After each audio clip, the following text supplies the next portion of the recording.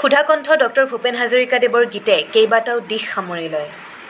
মহাবাহু ব্ৰহ্মপুত্ৰ এই গীতটিৰ জৰিয়তে তেখেতে লুইতৰ যি প্ৰবল সত্তা, সেই সত্তাটোৰ খুব সূক্ষ্ম বিশ্লেষণ দাঙি ধৰিছিল। আনহাতে বিস্তীৰ্ণ পাৰৰে গীতটোৰ জৰিয়তে তেখেতে লুইতকে তীব্ৰ সমালোচনা কৰিছিল। বিভিন্ন প্ৰাকৃতিক সৌন্দৰ্যতাৰ মাজেৰে তেখেতে প্ৰেমৰ সন্ধান কৰিছিল, প্ৰেমৰ কথা তেখেতে ব্যাখ্যা কৰিছিল। তোমাৰ দেখোঁ নাম পত্ৰ লেখা এই গীতটোৰ পৰা আমি উমান কৰিব পাৰোঁ যে তেখেত কিমান বেছি সংবেদনশীল আছিল, কিমান বেছি আৱেগিক আছিল।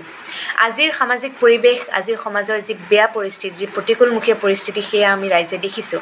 কিন্তু ভূপেন হাজৰিকাদেৱে সেইখিনি সময়তে এই পৰিস্থিতি দেখিছিল আৰু তেখেতে গীতৰ জৰিয়তে দি অসমীয়া ৰাইজক সকীয়াই থৈছিল আৰু অসমীয়া ৰাইজক গীতৰ জৰিয়তে দি আকুল আহ্বান জনাইছিল। মানুহৰ দুখ কষ্ট তেখেতে সহ্য কৰিব নোৱাৰিছিল।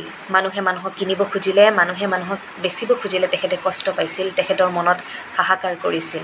বিভিন্ন সময়ত তেখেতে সমালোচনাৰ সন্মুখীন হৈছিল আৰু এই সমালোচনাৰ প্ৰত্যুত্তৰ তেখেতে কাজিয়াৰে নিদি, বেয়াকৈ নকৈ তেখেতে যি ধৰণে গীতেৰে সেই প্ৰত্যুত্তৰ দিছিল, মদৰে ফুল হেনো পূজাতে নেলাগে, মদৰে ফুল হেনো সবাহত নেলাগে, লাগে আকাশত জুই জ্বলাবলৈ, লাগে বহাগত ৰং ছটিয়াবলৈ, এই গীতটিৰ পৰা আমি উমান কৰিব পাৰোঁ। বিভিন্ন জাতি, সীমান্ত, ভাষিক পৃথকতা এনেধৰণৰ কথাবোৰৰ তেখেতৰ মনত স্থান নাছিল। গোটেই পৃথিৱীখনকে তেখেতে নিজৰ ঘৰ বুলি ভাবিছিল। সেয়েহে হয়তো তেখেতৰ গীততে প্ৰতিফলিত হৈছিল, অটোৱাৰ পৰা অষ্ট্ৰিয়া হৈ পেৰিছ সাৱটি ল'লোঁ। আনকি মৃত্যুৰ সময়তো তেখেতক সোঁৱৰণি সভা নেলাগে বুলি তেখেতে গীতৰ জৰিয়তে দি প্ৰকাশ কৰি থৈ গৈছে।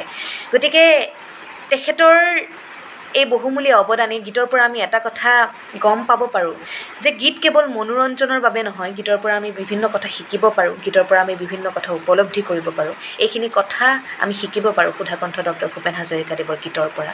সেয়েহে হয়তো তেখেতৰ সেই গীতবোৰ সেউজীয়া হৈ আছে, তেখেতৰ সেই গীতবোৰ চিৰযুগমীয়া, তেখেতৰ সৃষ্টিৰাজিৰে অসমখন বিশ্ব দৰবাৰত জিলিকি আছে আজি।